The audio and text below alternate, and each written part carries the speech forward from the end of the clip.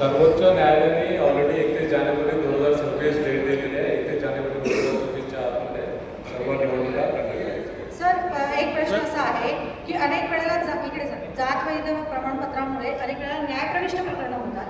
मागच्या वेळेला त्यांची मुदत संपली, त्यांची अनेक प्रकरणं न्याय प्रणालीमध्ये आहेत, वेटिंगला आहेत. मग असे जे उमेदवार आता फॉर्म भरतील ज्यांच्या कोर्ट मॅटर्स सुरू आहेत त्यांना आपण कशा पद्धतीने हे करणार आहात की त्यांना 6 महिन्याची मुदत देणार आहात? प्रोव्हिजन एकदम क्लिअर आहे. नामनिर्देशन पत्र दाखल करण्यापूर्वी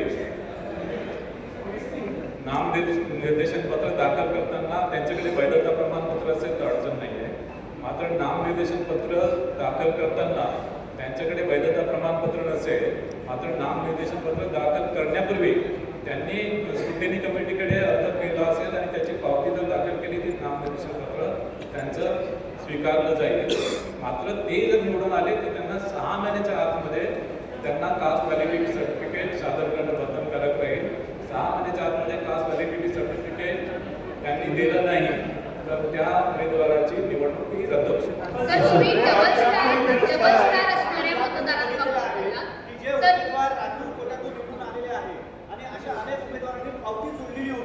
वर्षानुवर्ष त्यांचे जात पडताळणी प्रमाणपत्र सादर होत नाही.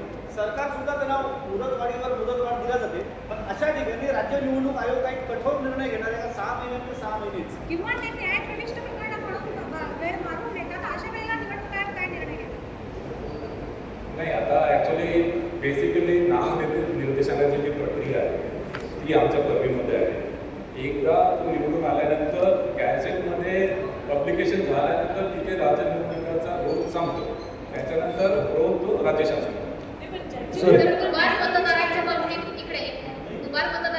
तुम्ही म्हटलात की आम्ही त्यांना चिन्हांकित करणार आहोत, डबल स्टार देणार आहोत. त्याची काही संख्या आपल्याला ठाऊक आहे का? तिची मोजणी आपण ॲक्च्युली ही जी प्रक्रिया आहे ही ॲक्च्युली आम्ही टू दिलेली आहे. आणि दुबार म्हणजे त्याला स्टॅम्पिंग नाही दुबार, ते संभाव्य दुबार आहे. संभाव्य दुबार. आता संभाव्य दुबार आमचे कर्मचारी ज्यावेळेस त्या मतदारांकडे जातील तिथे शहानिशा करतील त्यावेळेसच कळेल की खरोखर दुबार आहे किंवा नाही आहे. त्याच्यामुळे ही संख्या आता मला सांगता येईल नाही. ही संख्या ही प्रत्येक प्रभागामध्ये वेगवेगळी आहे. की या सर्व नगरपरिषदांमध्ये ही वेगवेगळी संख्या आहे. आणि त्याच्यानंतर ही ॲक्च्युली ज्यावेळेस फायनल होईल, ज्यावेळेस हे संभाव्य आपण ॲक्च्युली व्हेरीफाय केलं त्यावेळेसच ॲक्च्युली आपल्याला ही संख्या आचारसंहितेच्या काळात सर या साईडला लेफ्ट नंतर राईट. सर 3 डिसेंबरला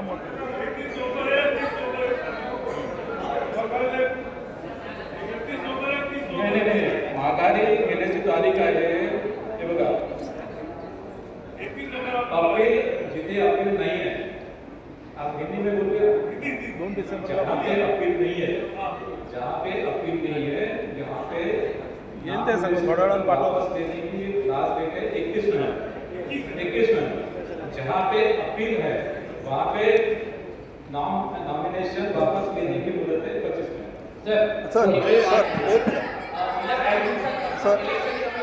जोरदार टीका झालेली आहे. काही ठिकाणी पुराव्यांसहित प्रदर्शन झालेलं आहे. जसं की आदित्य ठाकरेंनी काही डिजिटलवर दाखवलं कशा प्रकारचे वोटिंग झालेले आहे. राज ठाकरेंनी रद्दी दाखवली, त्याच्यामध्ये दुबार मतदान असं. ही नेमकी चूक कोणाची? महाराष्ट्रामध्ये ज्या पद्धतीने मतदान झालेलं आहे, एका घरामध्ये 48 लोक आहेत, 72 लोक आहेत. ही नेमकी चूक कोणाची? जर ही महाराष्ट्र निवडणूक आयोगाची केली तर नेमक्या याला जबाबदार कोण आहे? आता ॲक्च्युली जी मतदार यादी आहे, मतदार भारत निवडणूक आयोग मतदार यादी आम्हाला मिळाली. म्हणजे आमचे जे पॉवर आहे ते दुबार मतदारांनी आयडेंटिफाय केलेले आहे. आणि याशिवाय ज्यांचे नाव त्याच्यामध्ये आलेले नाही ते सुद्धा आम्ही इन्क्लूड त्या मतदार यादीमध्ये केलेले आहे. आणि त्याप्रमाणे ही मतदार यादी फायनली आम्ही पब्लिश केली. एका घरात 72 लोकांची जी यादी आहे त्याला जबाबदार कोण आहे? एका घरात 72 लोकांची यादी आहे, सुलभ शौचालय असेल किंवा आयुक्तांच्या घरात जी यादी आहे त्याला जबाबदार नेमकं कोण आहे? नाही. आता याच्यामध्ये ही जी यंत्रणा आहे मतदार यादीची यंत्रणा वेगळी आहे. ही ॲक्च्युली याच्यावर तुमचा वचक नाहीये का? आम्ही फक्त ती यादी अडॉप्ट करतो. आम्ही फक्त ती जी यादी ती अडॉप्ट करतो. एक पर्टिक्युलर डेट ठरवतो आणि त्या डेटला ती यादी आम्ही अडॉप्ट त्याची शहानिशा कोण करतं? अरे यार करतो. शहानिशाचे जे प्रकार आहेत ते सांगितले मी. दुबार मतदार असेल तिथे आम्ही बघतो, चुकीच्या प्रभागामध्ये गेला ती आम्ही बघतो, नाव इन्क्लूड झालं नाही, विधानसभा मतदार यादीचं नाव आहे पण याच्यामध्ये नाही आहे ते इन्क्लूड करतो, काही क्लरिकल मिस्टेक्स असेल error असेल ते include. सर सर एक मिनिट सर झालं का? एक मिनिट या ठिकाणी जागाच नाहीये, फक्त रिकामी आहे त्या ठिकाणी मतदार आहे. मग हे याच्या संदर्भात काहीतरी असेल ना, मग काहीतरी जबाबदारी असेल साहेब. जबाबदारी जी आहे त्याच्यामध्ये प्रत्येक प्राधिकरणाची जबाबदारी जी निश्चित केलेली आहे. राज्य निवडणूक आयोगाची जी रिस्पॉन्सिबिलिटी ती राज्य निवडणूक आयोगाची आहे. भारत निवडणूक आयोगाची ती अधिकारी सर एक दुबार नावाचा जो आता सगळ्यात मोठा वाद सुरू आहे त्याच्यामध्ये प्रामुख्याने केंद्रीय निवडणूक अखत्यारीची जी लिस्ट आहे तीच आपण आता परत एकदा वापरतोय असं पण स्पष्ट म्हणणं आहे. मुळात यातल्या दुबार नावांच्या संदर्भात तुम्ही जे सांगता की काही ठिकाणी डबल स्टार ज्यांची नावं साम्य असेल कसला साम्य असेल त्यांच्या संदर्भात स्टार असेल तर अशांची साधारणतः संख्या तुमच्याकडे आली आहे का? किती आहे? नाही, दुसरं दुसरं ॲक्च्युली संख्या सध्या मी सांगू शकणार नाही कारण की आता ही जी प्रक्रिया आहे ती प्रक्रिया प्रत्येक जे रिटर्निंग ऑफिसर आहे त्यांच्या स्तरावर सुरू आहे आणि त्यामध्ये ॲक्च्युली फिजिकल व्हेरिफिकेशन आणि मतदानाच्या 2 दिवस आधीपर्यंत ही प्रक्रिया सुरू आहे. मतदानाच्या 2 दिवस आधी एक्झॅक्टली आपल्याला दुबार मतदार किती आहे त्याच्याने, कारण की आता जे सॉफ्टवेअरने आयडेंटिफाय केलं ते संभाव्य दुबार आहे, ॲक्च्युअल दुबार नाही, ते संभाव्य दुबार आहे. एक सवाल है sir, left side right side पे देखिए। हेलो दिनेश जी, सवाल ये है हमारे देश का संविधान ये कहता है कि भले 100 लोग छूट जाए लेकिन एक बेगुनाह जो है उसे सजा नहीं होनी चाहिए। सवाल यही है कि सारे पॉलिटिकल पार्टी 3 पार्टी से होकर सारे पॉलिटिकल पार्टी कह रहे हैं इनका मतदान यहाँ हुआ है, इनका मतदान यहाँ हुआ है, ये घर में 10 लोग रहते 50 लोग रहते शौचालय में। आप जवाब देते वक्त ऐसे जवाब दे रहे कि ये हमारी जिम्मेदारी है, ये दूसरी नहीं है। आपके अध्यक्षता में अगर ये चुनाव हो रहे हैं तो आपको ऐसे नहीं लगता कि ये चुनाव निष्पक्ष और किसी एक के ऊपर भी अन्याय नहीं है? वो कहते हैं तो इसकी जिम्मेदारी आप लेते हैं नहीं लेते हैं क्या? और सवाल दूसरा ये है कि ये होते हुए भी आप चुनाव करवाना चाहते हैं, कोणत्याही पक्षावर अन्याय होणार नाही आणि कुठल्याही मतदारांवर अन्याय होणार नाही. जो मतदार योग्य आहे, मतदार यादीमध्ये आहे आणि ज्याची या मतदाराची तपासणी प्रिसाइडिंग ऑफिसर लेवलवर पण होते, तिथे त्यांना पोलिंग एजंट किंवा प्रिसाइडिंग ऑफिसरला काही त्याच्यामध्ये डाऊट आला तिथे सुद्धा ते तपासणी करू शकतात. सर बैठक झाली होती या बैठकीमध्ये त्यांनी काही मागण्या ठेवल्या और आप अपने कार्यकर्ताओं को कि आप 2 तारीख को ही वोटिंग लेने की बात कर रहे हैं.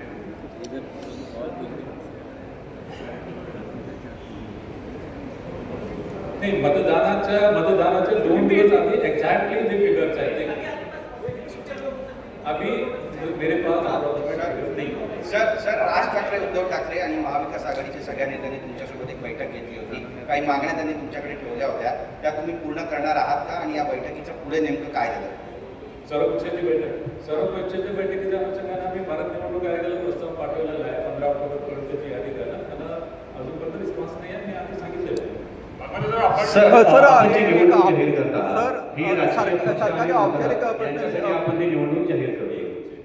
सर एक मिनटं, आपण जे उत्तर देत आहे सरकारी औपचारिक उत्तर देत आहे लोकशाही वाचवण्यासाठी बॅलेट पेपरवर वोटिंग का होत नाही आणि जी मतदानाची यादी आहे तिथं जेवढे सर्व बसलेत किंवा तुम्हालाही माहिती आहे जे वोटिंगची जी लिस्ट आहे किंवा जे लोकांची नावाची गोंधळ आहे तो कंप्लीट होत नाही, आधार कार्डशी वोटिंग कार्ड लिंक होत नाही, तो पण तुम्ही मतदान का घेण्याची काय करताय?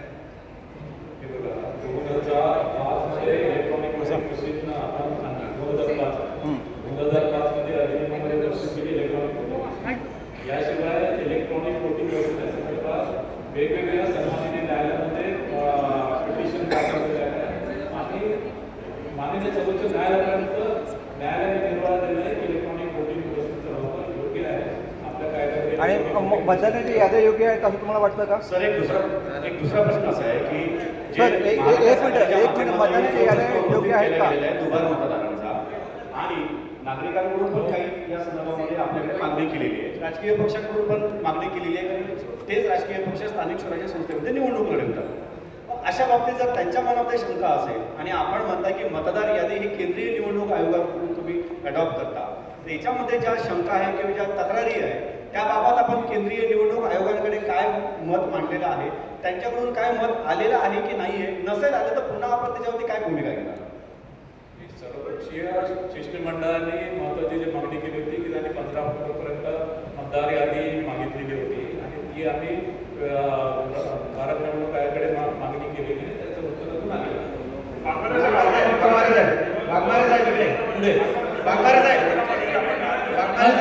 एक जण विचारत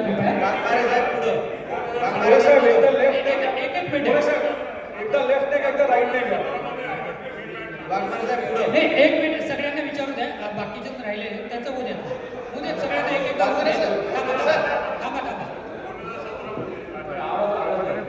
सुरेंद्र आवाज नाही.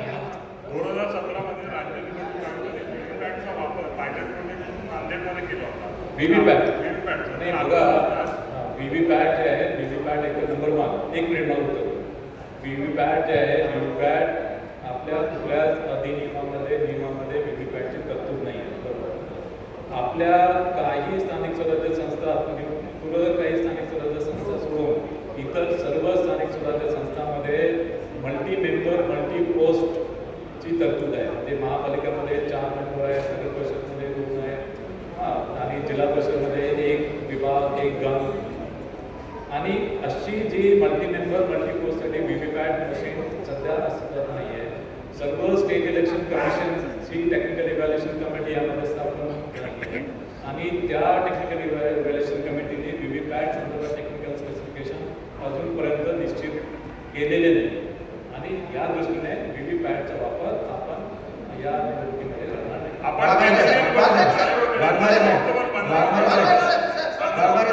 15 ऑक्टोबर पर्यंतची आपण वोटर्स लिस्ट मागितलेली आहे. तर हे जे 1 जुलैचा जो कट ऑफ डेट आहे उर्वरित निवडणुकांसाठी जर त्यांनी लिस्ट दिली तर हा कट ऑफ डेट जी आहे ती वाढून 15 ऑक्टोबर होईल का?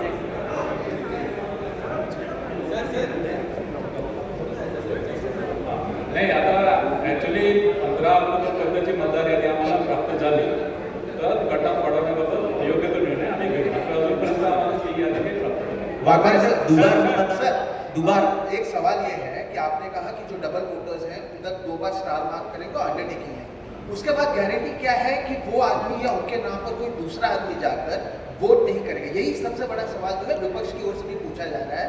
तो केवल अंडरटेकिंग लेना है या उसके आगे आप क्या करने वाले, ये एक सवाल है.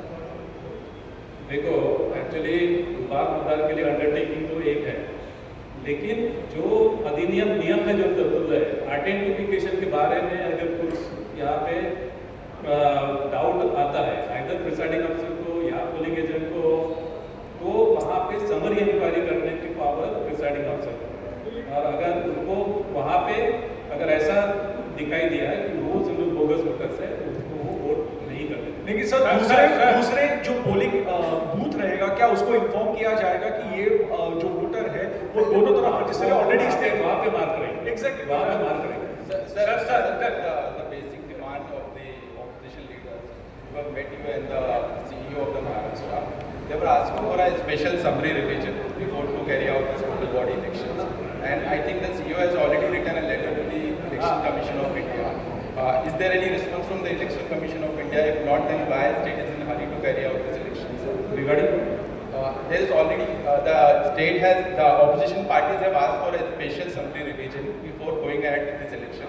And I think a letter has been communicated to the ECI. Actually, as far as the summary revision is concerned, that is not our jurisdiction. Summary revision. That is what I am asking you, sir. Is there any response from the ECI? Like the CEO has already written to the ECI, and this is what the opposition was demanding. No, actually, hold the election in the time. No communication by ECI about either summary revision or intention. Sir election programme के आपने election programme दिसंबर तक announce किया है. Municipal corporation के चुनाव कब होंगे और 31 जनवरी के अंदर आप दे पाएंगे या आप कॉन्फिडेंट हैं? 31 जनवरी के अंदर हमको सब इलेक्शन देना है. माननीय सुप्रीम कोर्ट के ऑर्डर से all elections has to be conducted by 31 January. Waghmare साहेब सर, आपण- वाघमारे साहेब इकडे वाघमारे साहेब स्ट्रेट वाघमारे साहेब बरेच मतदार असे असतात ज्यांची यादीमध्ये नावं नसतात.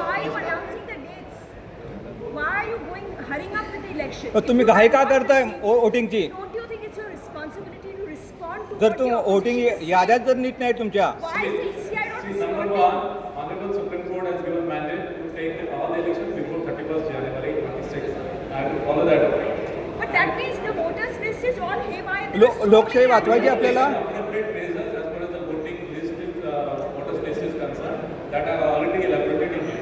आपण सर, दुबार स्थानिक स्वराज्य मतदार संस्थांच्या निवडणुका वाघमारे साहेब आपण दुबार मतदारांसंदर्भात बरंच काही बोलला ज्यांची नावं अप्लिकेशन करून सुद्धा मतदार यादीमध्ये येत नाही त्या मतदारांसंदर्भातला तुमचा निर्णय काय आहे आणि दुबार मतदारांसंदर्भातला तुम्ही जो सांगताय तो पूर्ण कन्फ्युजन निर्माण करणार आहे संबंधित प्रिसाइडिंग ऑफिसर किंवा रिटर्निंग ऑफिसर हे कसं ठरवणार की तो डबल स्टार टाकलेला आहे त्याच्याबद्दल कन्फ्युजन निर्माण करणार आहे साहेब वादावाद होऊ शकते बऱ्याच वेळा असं आपण बघितलं आहे याची एकंदरीत जबाबदारी तय करायला पाहिजे. संभाव्य दुबार मतदार आहे तिथे डबल स्टार आहे आणि ते मतदार यादीमध्ये ती नोंद आहे. याशिवाय ज्यावेळेस जो मतदार ऍक्च्युली पोलिंग स्टेशन इंडिकेट करेल ती सुद्धा नोंद त्याच्यामध्ये घेण्यात येईल आणि त्याच्यामध्ये इतर ठिकाणी त्याचं नाव तिथे जिथे येते त्यावेळेस तो कुठल्या मतदान केंद्रामध्ये आणि कुठल्या पार्टमध्ये तो मतदान करणार आहे हे सुद्धा इंडिकेट केलं जाईल. त्याच्यामुळे त्यांनी एका मतदान केंद्रामध्ये ऑप्शन जर दिला तर दुसऱ्या मतदान केंद्रामध्ये तिथल्या ज्या working copy of electronic roll राहील त्याच्यामध्ये ती नोंद राहील की हा वोटर जो आहे या मतदान केंद्रामध्ये वोट सर तुम्ही म्हणताय की संभाव्य तुम्ही म्हणताय की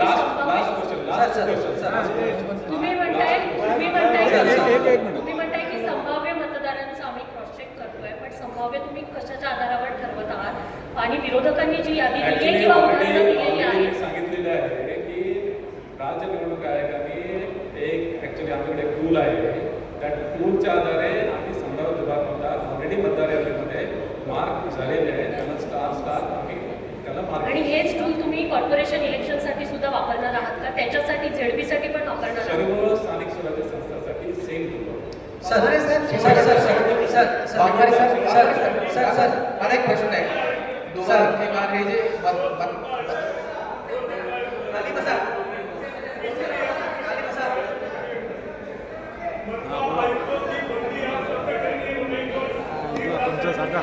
काय मी व्हॉइस ऑफ मीडिया राज्य कार्यकारिणी सदस्य आमचे 15 दिवसाचं आमची आणि व्हॉइस ऑफ मीडियाचं मॅगझिन आहे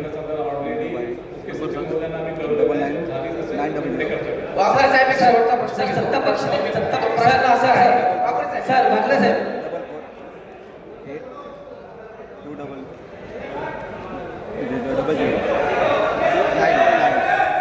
82200 999 महेश पाटील